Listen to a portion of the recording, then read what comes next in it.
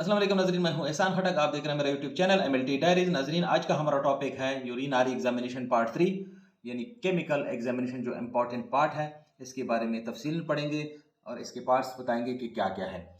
नाजरीन, इसके total 9 parts हैं। पहला आता है प्रोटीन, इसके बाद आता है ग्लूकोज, इसके बाद आता है बाइल पिगमेंट, इसके बाद आता है बाइल साल्ट, और फिर आता है ब्लड, इसके बाद आता है नाइट्रेट, इसके बाद आता है कीटोन्स बॉडी, और फिर बायोलोजन और जोन्स प्रोटीन की बारी आती है।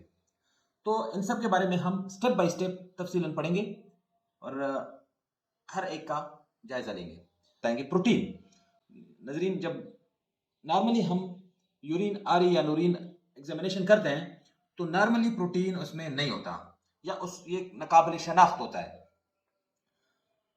ये गुर्दों की बीमारी के लिए एक अच्छा इशारा है, यानी उसकी तरफ ये यानी ये एक अच्छा इंडिकेटर गुर्दों की बीमारियों के लिए, या गुर्दों की ट्रीटमेंट थेरेपी के लिए, थेरेपी की निगरानी के लिए भी एक अच्छा टेस्ट है।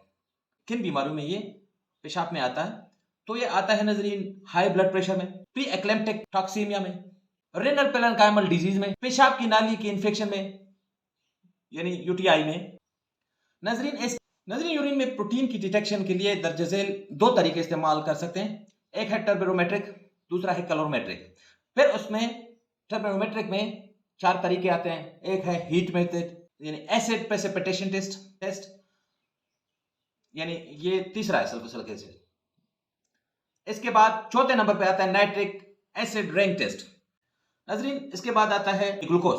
नॉर्मली जो पेशाब में सबसे ज्यादा पाया जाने वाला शुगर है, आम बालिग जो होता है वो उसमें ये 130 मिलीग्राम पर 24 आवर में खारिज होता है। लेकिन पेशाब में कुछ रिड्यूसिंग सब्सटेंस होते हैं, यानी जो रिड्यूस शुगर को रिड्यूस करते हैं, वो सब्सटेंस पाए जाते हैं जिसकी वजह से ये कम हो सकता है। इनकी वजह से शुगर हाई हो सकता है, तो यानी पेशाब में इसका इखराज हो सकता है। डायबिटिस मेलाइटिस है, रेनल ग्लाइकोसूरिया है, गैस्ट्रेक्टोमी है, पैंक्रियाटिक्स इन्फ्लेमेशन, हाइपरथायराइडिज्म, जिगर की खराबी, रेनल ट्यूबुलर डिजीज, या बहुत ज्यादा खाना यानी हैवी खाना, ज्यादा इमोशन लेना। तो पेशाब में शुगर के मालूम करने का क्या तरीका है?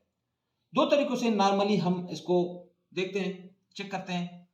एक है बेनेडिक्ट टेस्ट जो कि नॉन स्पेसिफिक है, दूसरा है एंजाइमेटिक जो कि स्पेसिफिक है। तीसरे नंबर पे आता है बाइल पिगमेंट। ये क्या है? ये टेस्ट जिगर और बाइलरी और हेमोलिटिक बीमारी की तशखीस की निगरानी के लिए किया जाता है। नॉर्मली पेशाब में जो बाइल पिगमेंट होता है वो 0.03 तक मिलीग्राम पर डेसीलीटर से कम होता है, और रूटीन के टेस्ट में इसका पता नहीं चल सकता और इसकी डिटेक्शन नहीं हो सकती।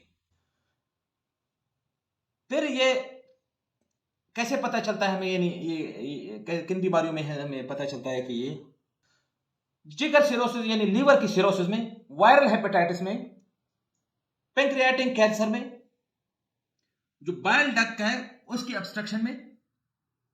डिटर्मिनेशन के लिए इसको कैसे डिटरमाइन करते हैं, वो तरीका कौन से हैं? ये हैं दर्ज झेल 4 तरीके है। फॉर्म टेस्ट, डाइल्यूशन टेस्ट, तीसरा है फोचिस टेस्ट, चौथे नंबर डाइजोडाइजेशन टेस्ट। इसके बाद चौथे नंबर आती है बारी बाइल साल्ट की। बाइल साल्ट बुनियादी तौर पर ये एक कंपोनेंट है जिसकी जिस्म को जरूरत होती है। क्यों जरूरत होती है? फैट्स को तोड़ने के लिए, यानी उसके ब्रेक डाउन करने के लिए और हजम करने के लिए, और विटामिन को जज़ब करने के लिए। इसके अलावा जो टॉक्सिन होते हैं उसका इखराज करने के लिए। ये कहां पाए जाते हैं? गॉल ब्लैडर में। इसकी डिटेक्शन के तरीके कौन से हैं? ये है हेस टेस्ट। 5वें नंबर पे आता है ब्लड। नाज़रीन, नॉर्मली खून में ब्लड नहीं होता, या तो किसी बीमारी जिसे हेमिचूरिया कहते हैं, या हेमोग्लोबिनूरिया या मायोग्लोबिनूरिया, इसमें ब्लड आ सकता है। सुर्ख खून की खुलिये पेशाब में मौजूद रहते हैं, या तो ये गुर्दे में जख्म होता है, या गुर्दे के बाद के हिस्से में कोई जख्म होता है जो पेशाब की नाली होती है उसमें जख्म होता है, या उसमें कोई इन्फेक्शन या कैंसर होता है। ये किन वजूहात की वजह से आ सकता है? यानी हेमोचूरिया या हेमोग्लोबिनूरिया किन वजह से हो सकता है? एंट्रोवास्कुलर हेमोलिसिस की वजह से, ट्रांसफ्यूजन रिएक्शन की वजह से होता है, जो कि ऑटो इम्यूनो हेमोलिटिक एनीमिया वगैरह बनाता है। शदीद जलन या एलर्जिक में या एलर्जिक रिएक्शन में।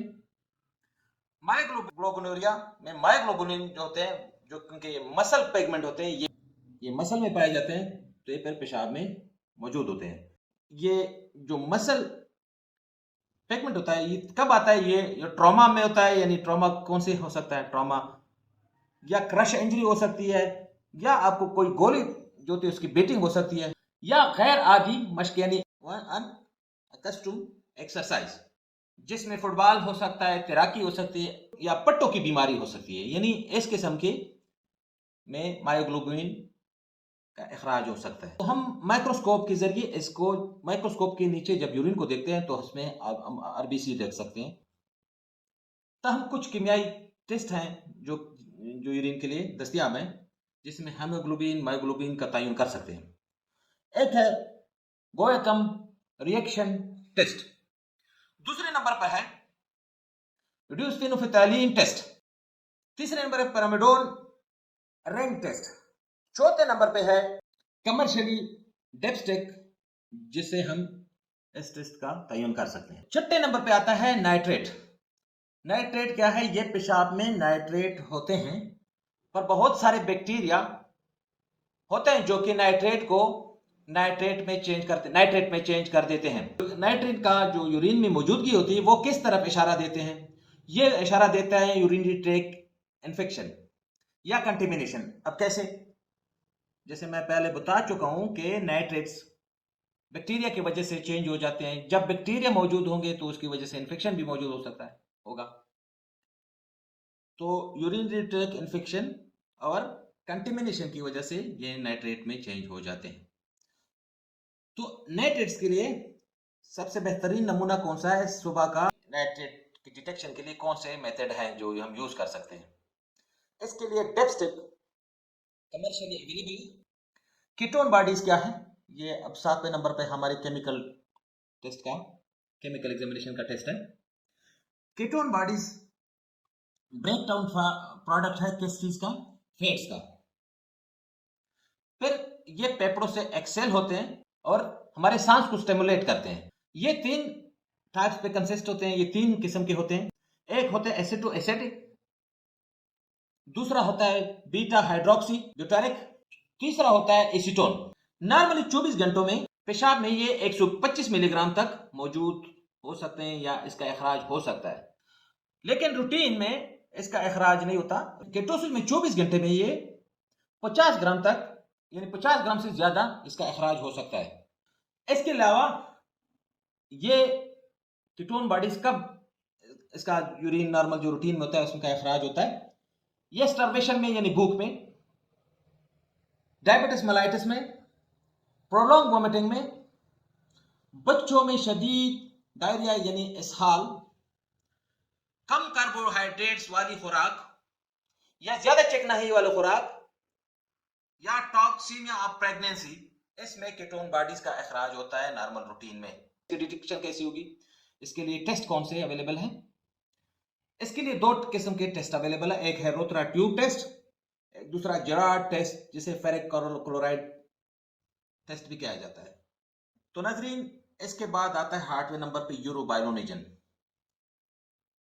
यूरोबायोनिजन एक रोगन है, कलर है, जो कि इंटेस्टाइन से यानी अंत जिसे हम कहते हैं वहां पे बैक्टीरियल डीकंपोजिशन यानी बैक्टीरियल के गलने से फायदा होता है, फिर वहां से रीअब्जॉर्ब हो जाता है, यानी ये वहां से रीअब्जॉर्ब हो जाता है, पेशाब में जाहिर होता है।